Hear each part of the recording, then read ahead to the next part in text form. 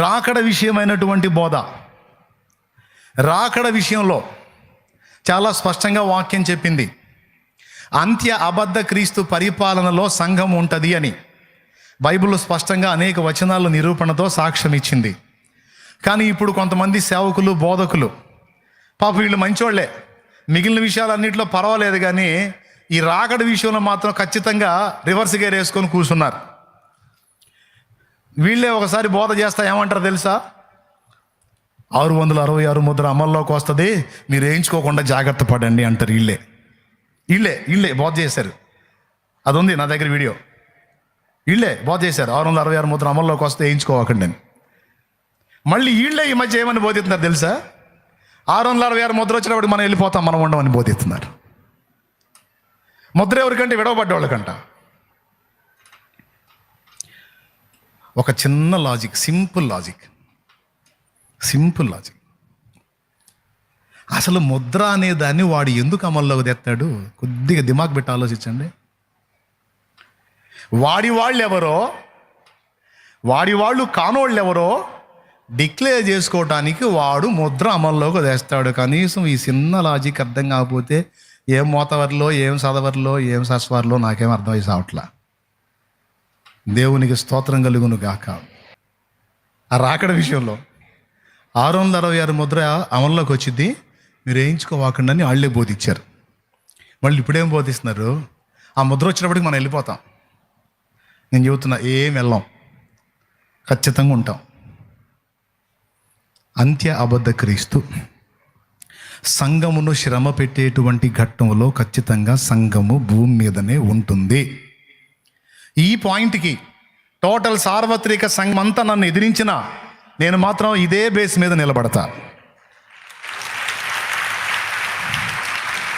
సంఘముగా ఉన్న మనకి మహాశ్రమలు ఉండవు, వాటికంటే ముందే మనం వెళ్ళిపోతామని చెప్పే బోధ వాక్య సారాంశమైన బోధ కాదు. ఖచ్చితంగా మనం శ్రమలని ఫేస్ చేయాలి. అంత్యాబద్ధ క్రీస్తు పాలన మనం ఎదుర్కోవాలి. అప్పుడు భూమి మీద ఉన్న జనమంతా వాడికి లోబడతారు. ఆఖరికి ఇశ్రాయేలీలు కూడా వాడికి లోబడతారు. ఇశ్రాయేలీలు కూడా 7 ఏళ్ళు సంధి చేసి అతడు మమ్మల్ని ఏలవచ్చు అనే సంతకం పెట్టిన తర్వాతనే అది స్టార్ట్ అయ్యిద్ది, అంత్యాబద్ధ క్రీస్తు పరిపాలన. అప్పుడు భూ ప్రజలందరితో పాటు ఇశ్రాయేలీలు కూడా వాడిని ఒప్పుకుంటారు. ఇశ్రాయేలీలు కూడా వాడిని ఒప్పుకున్న తర్వాత మరి ఇక వాడిని ఎదిరించే జనం ఎవరు? బైబిల్లో చెప్పాడు, ఎవరో పరిశుద్ధులు ఉన్నారట, వాళ్ళు మాత్రం నజరేయుడైన యేసే క్రీస్తు అంటారంట.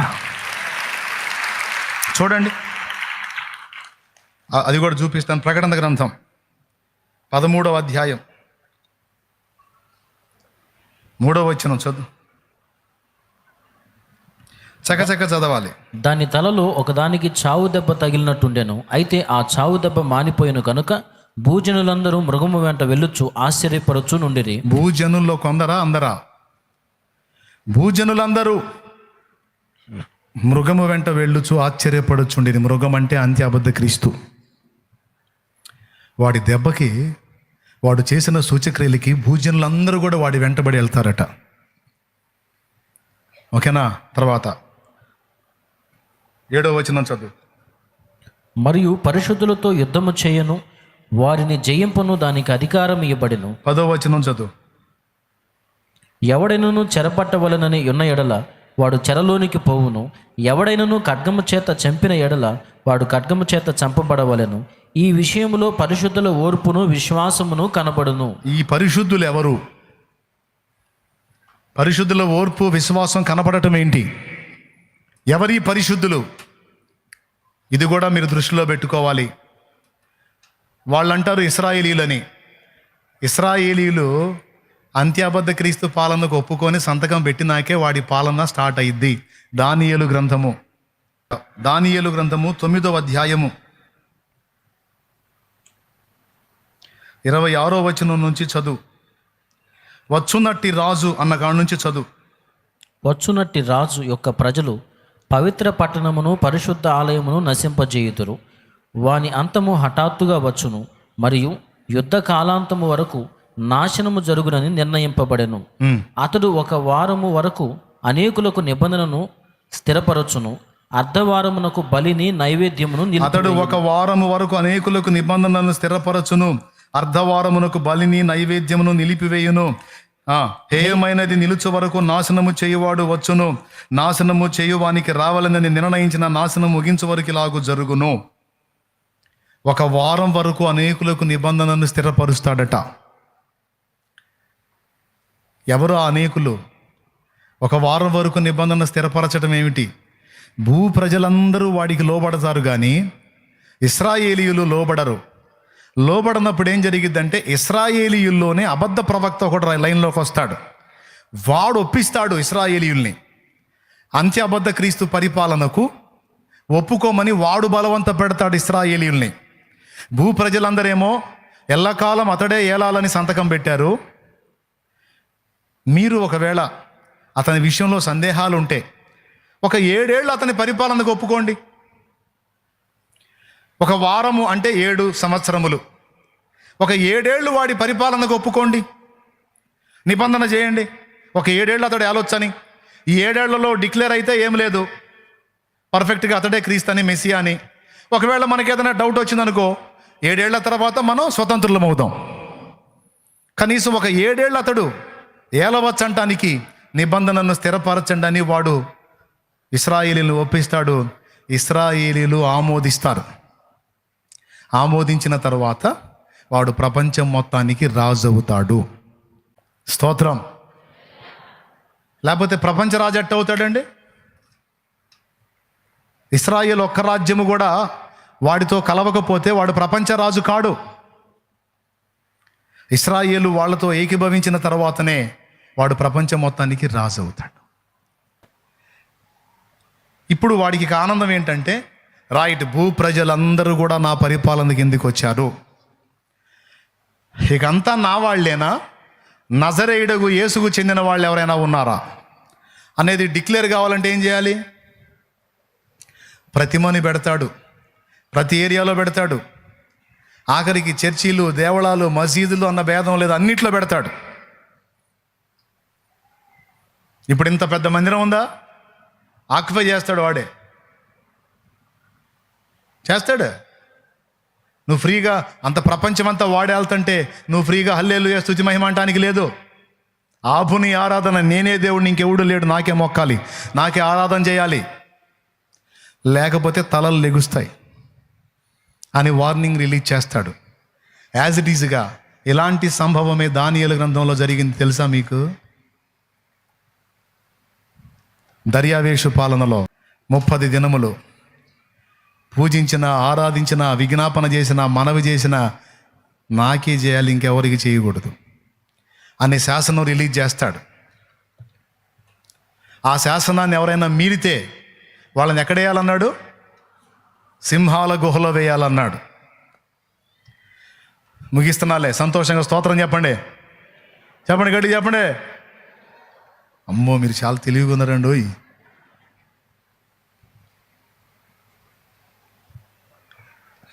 అలాగే వీడు కూడా ప్రపంచం మొత్తం నేనే దేవుణ్ణి, ఎవరైనా నాకే మొక్కాలి. తెసలోనిక పత్రిక 2వ అధ్యాయము చూడు, 3వ వచనం నుంచి చూడు.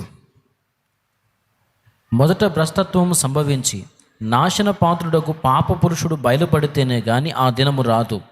ఏది దేవుడు అనబడునో, ఏది పూజింపబడునో దానంతటినీ ఎదిరించుచు దానికంతటికి పైగా, ఏది దేవుడు అనబడునో, ఏది పూజింపబడునో దానికంతటికి ఎదిరించుచు దానికంతటికి పైగా వాడు తన్ను తాను హెచ్చించుకొనొచ్చు. దాని అర్థమైంది? నేను మసీదుకు పోయి అల్లాహు అక్బర్ అంటానంటే ఊరుకోరు. మసీదులో కూడా నా బొమ్మ పెట్టండి అంటాడు. చర్చికి పోయి హల్లెలూయా స్తోత్రం అంటానికి ఒప్పుకోడు. చర్చిలో కూడా నా బొమ్మ పెట్టండి అంటాడు. ఓ, వింటున్నారా? వాడు వస్తాడు, వాడు పెద్ద అన్నయ్య. ఆడు వచ్చేటప్పటికి మనం ఉండమని బోధిస్తున్నారు. అది సత్యబోధ కాదు. దయచేసి దాన్ని నా బిడ్డలు నమ్మకండి. చెప్పేవాళ్ళు ఎంతటి వాళ్ళైనా, ఎంత మంచోళ్ళైనా, ఎంత ప్రార్థనా పరులైనా, ఎంత భక్తి పరులైనా, ఎంత ఆత్మీయులైనా, ప్లీజ్ ఈ ఒక్క విషయంలో మాత్రం దయచేసి నమ్మొద్దు. నేను చెప్తున్నా, అంత్య అబద్ధ క్రీస్తు పెట్టే శ్రమలు మనకు ఉంటాయి, మనం అందులో ఉంటాం. ఆ శ్రమల్లోనే మనం శుద్ధ సువర్ణం అవుతాం, రాకడలో ఎత్తబడతాం. కొడగాటిగా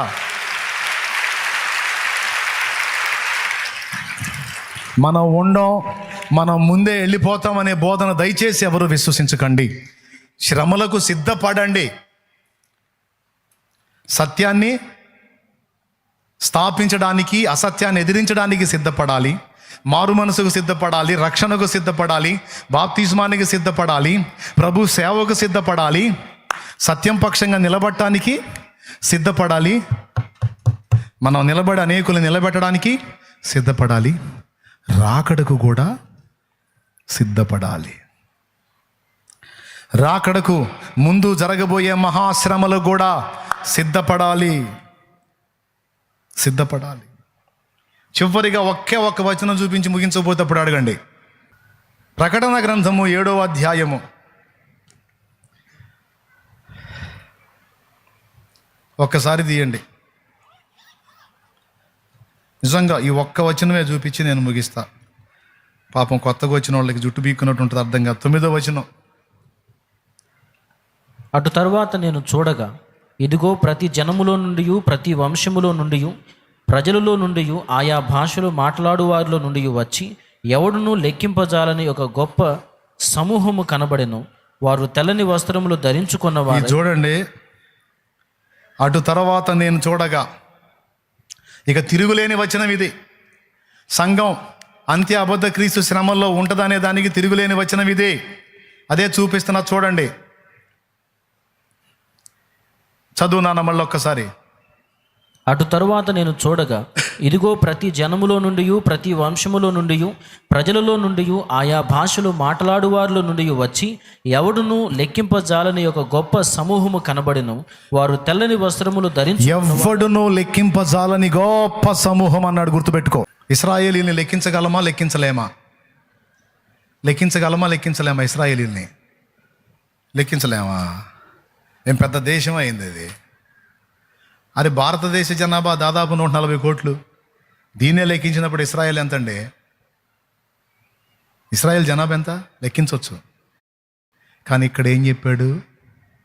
ఎవడునూ లెక్కింపజాలని ఒక మహా గొప్ప సమూహం. ఎందులోంచి వచ్చారు? ఇశ్రాయేల్ నుంచి వచ్చారా? ప్రతి జాతి నుండి. చదువు. వారు తెల్లని వస్త్రములు ధరించుకున్నవారు. మళ్ళీ చదవాలి మొదటి నుంచి. ప్రతి జాతి నుండి, ఇశ్రాయేల్ జాతి నుండి కాదు, ప్రతి జాతి నుండి, ప్రతి వంశము నుండి, ప్రజలలో నుండి, ఆయా భాషలు మాట్లాడు వారిలో నుండి వచ్చి ఎవడును లెక్కింపజాలని ఒక గొప్ప సమూహము కనబడెను.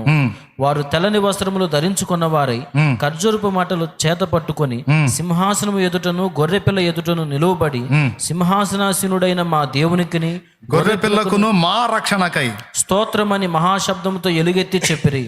బాగుంది. వీళ్ళెవరో 14వ వచనం చదువు. అందుకు నేను, అయ్యా నీకే తెలియననగా. అక్కడ 13వ వచనం చదువు.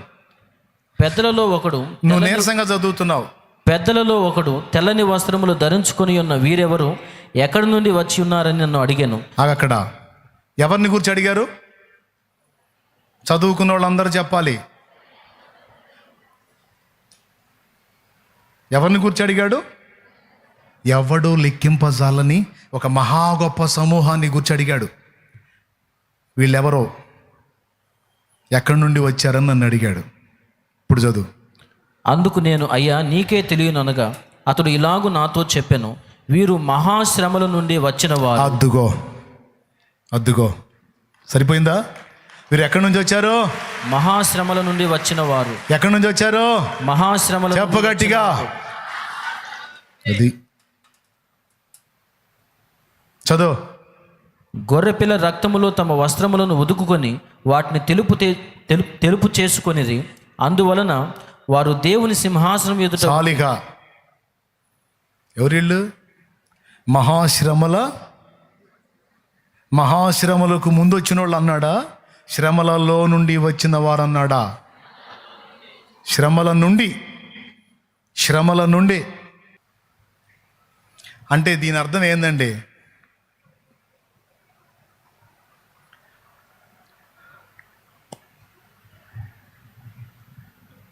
ఈ చెట్టు ఒకటి ఉంది.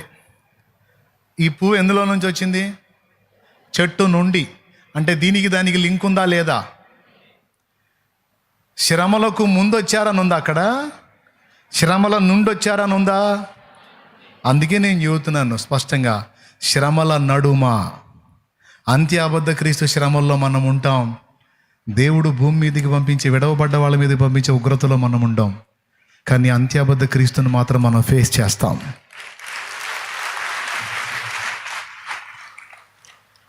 సరిపోయిందా వచనం? ఇంకేమైనా డౌట్ ఉందా? వీళ్ళు ఎక్కడి నుంచి వచ్చారంట? ఎవడో లెక్కింపజాలని మహాసమూహం, మహాశ్రమల నుండి.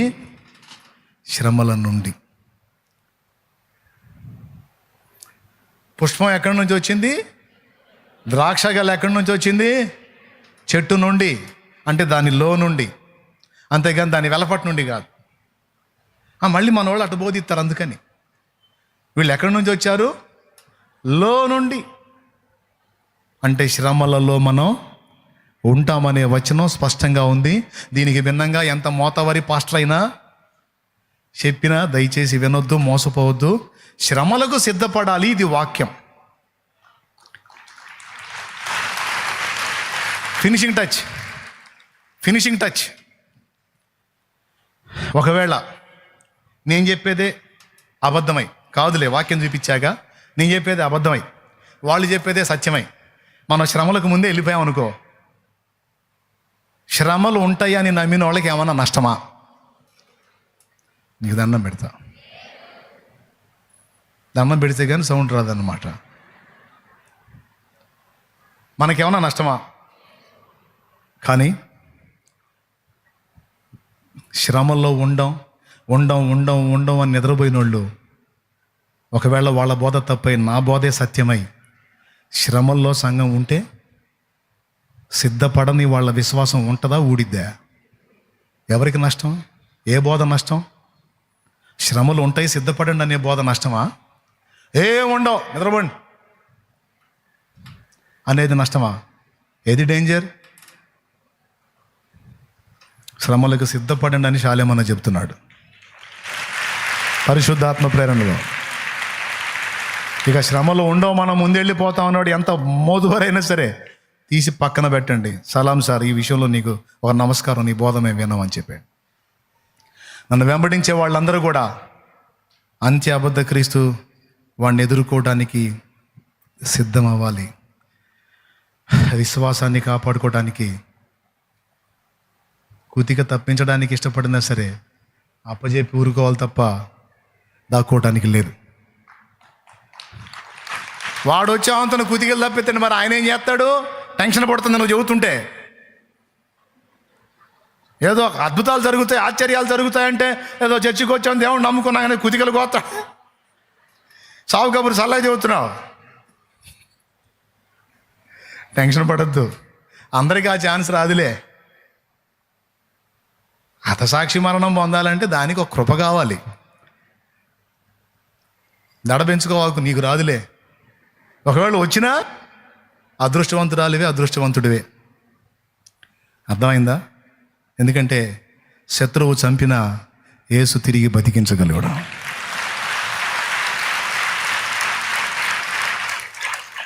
ఒకవేళ చావుకి నిన్ను తీసుకెళ్ళినా అక్కడి నుంచి నిన్ను తప్పించగలడు, రక్షించగలడు. Don't worry. అటు చెప్పావు, బాగుంది, కాపాడుతాడుగా. అట్టయితే ఓకే. కాపాడుకుంటూ అప్పు చెబుతాడు, లేనిపోయింది అయ్యా మెడకాయలు ఆడుకోపించుకుంటూ, ఏం కూరగాయల మెడకాయలు రా. దేవునికి సింహాల నోళ్ల నుండి రక్షించుటకు మన దేవుడు సమర్థుడు. అయితే మనమైతే సింహాల బోనుకు సిద్ధం అవ్వాలి. అగ్నిగుండం నుంచి కాపాడుటకు మన దేవుడు సమర్థుడు. అయితే మనమైతే అగ్నిగుండాన్ని తప్పించుకోవడానికి కాదు, అగ్నిలో పడవేయబడడానికైనా ప్రిపేర్డ్గా ఉండాలి. రైట్.